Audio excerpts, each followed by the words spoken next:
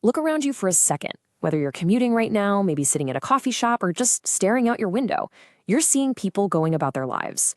But here's the really uncomfortable truth we're diving into in today's explainer. Most of those people, maybe even us sometimes, aren't failing because they're lazy. Not at all. They're failing because they're trapped inside these invisible daily patterns. Today, we're going to break down the actual science of the extraordinary mind. We're relying purely on data and research to figure out what absolutely separates the best from the rest of the pack. Which brings us to a really massive question. Why do most people stay stuck? When we see someone become truly exceptional, whether that's in business, sports, creativity, whatever, we usually credit some magical secret, right?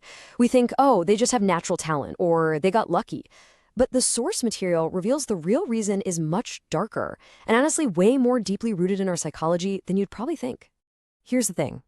Average is not a place. It is a pattern. The really uncomfortable truth the research highlights is that your everyday choices are essentially building a cage of mediocrity right around you. Average is just the predictable pattern you fall into when you're living on autopilot. It's the habits you repeat, what you put up with, and what you avoid just playing out in this endless loop. To put that into perspective, there's a huge divide in how we operate. You've got the 99%, the average majority stuck in those unfulfilling habit loops, and then this tiny 1% sliver of the extraordinary few. Seeing that stark contrast, we have to ask ourselves, what exactly is that 1% doing differently? How on earth are they avoiding the trap that catches literally 99 out of 100 people? To answer that, let's jump right into our first major concept, the biological betrayal. We really need to look at how your very own brain starts to betray you the second you try to change. It basically comes down to this. Your brain wants safety, not greatness. Evolution has hardwired us for survival and loss aversion. That means your mind actively hits the panic button the second it senses any discomfort. So yeah, choosing the couch over the gym feels incredibly safe and cozy right now, but is actually a hugely expensive choice for your future. And this survival instinct powers your dopamine reward system. This is the brain's way of reinforcing behaviors by flooding you with pleasure chemicals. The research points out that every single time you choose, say, doom scrolling on your phone over doing deep, focused work, your brain literally rewards you for taking the easy way out. It hijacks your long-term goals and cements this dangerous, paralyzing habit loop that keeps you right there in the 99%. This creates a stark contrast in reality. An average mindset is completely ruled by instant gratification, cheap dopamine, and a massive fear of failure. But an extraordinary mindset, that's built on the highly uncomfortable science of delayed gratification. It's about seeking deep focus and actually embracing that biological discomfort instead of just running away from it. But as we move into our next section, the distraction engine, we're going to see that it's not just your biology working against you. It's the whole world you live in. We live in what researchers call the attention economy. In this modern system, your focus is basically treated as a scarce commodity to be captured, exploited, and sold to the highest bidder.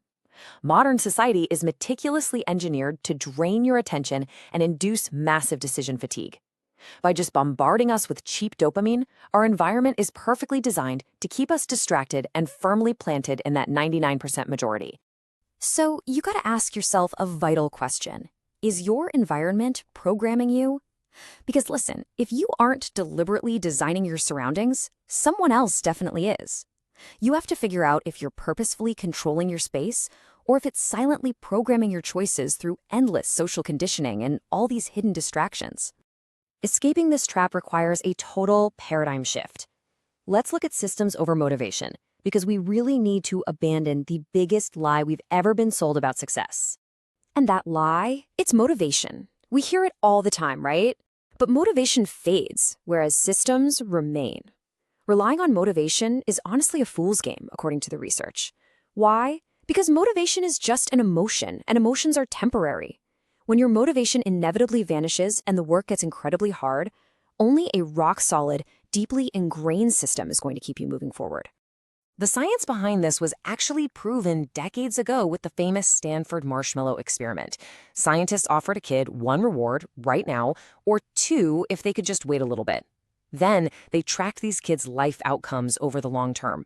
This experiment proved that the ability to delay gratification, to just sit in that discomfort and stick to a system instead of caving to impulse, is the ultimate predictor of long-term success. Let's look at how this actually plays out in the real world. Think about legendary figures like Kobe Bryant training way before sunrise, Leonardo da Vinci's deep obsession with observation, or Elon Musk's extreme time blocking. The common thread here is crystal clear. None of them relied on just feeling motivated every day. They relied on relentless, unbroken systems to execute their vision, whether they felt like it or not. And here is where the magic happens physically. It's called neuroplasticity.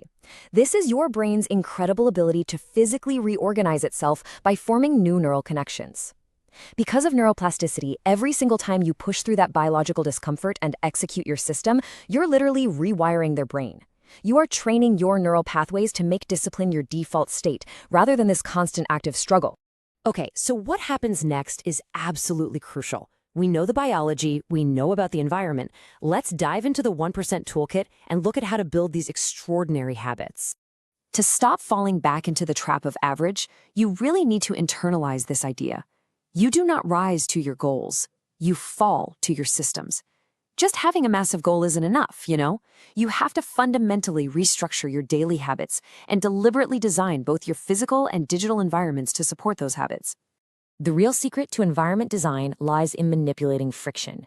You have to make your good habits incredibly easy to start by removing all the barriers. On the flip side, you want to add massive, super annoying friction to your bad habits. Like if you want to stop doom scrolling in bed, leave your phone charger in the kitchen. Add friction to the bad stuff, remove it from the good stuff. So here's the practical daily toolkit we got directly from the source material. Protect your attention from cheap dopamine. Build a rock-solid morning system. Read deeply. Exercise regularly. Deliberately choose to spend your time with ambitious people. And review your day every single night. By executing these fundamentals, you start racking up these compounding victories that the 99% completely ignore. But all of these habits rely on a much deeper psychological shift. You must build your identity before you see the results. Ultimately, you have to build the identity of an extraordinary person in your mind long before you ever see those external results show up in your life. You've got to truly believe you're the type of person who executes these systems, making your behavior identity-based, not just outcome-based. So, as we reach the end of this explainer, you're faced with a pretty uncomfortable reflection. Ask yourself, what patterns am I repeating every single day? Look closely at your daily choices. Are you truly becoming the person you say you want to be? Or are you letting your biology and the attention economy keep you trapped in average? I really want to leave you with this final, powerful thought. Your future is not built in the moments when life is easy. It is built in the quiet moments when no one is watching, no one is clapping, and you still choose to become more than you were yesterday. If this explainer made you think a little differently about your own potential, share it with someone who's ready to stop living on autopilot. Because your true transformation, it begins right now in those quiet moments.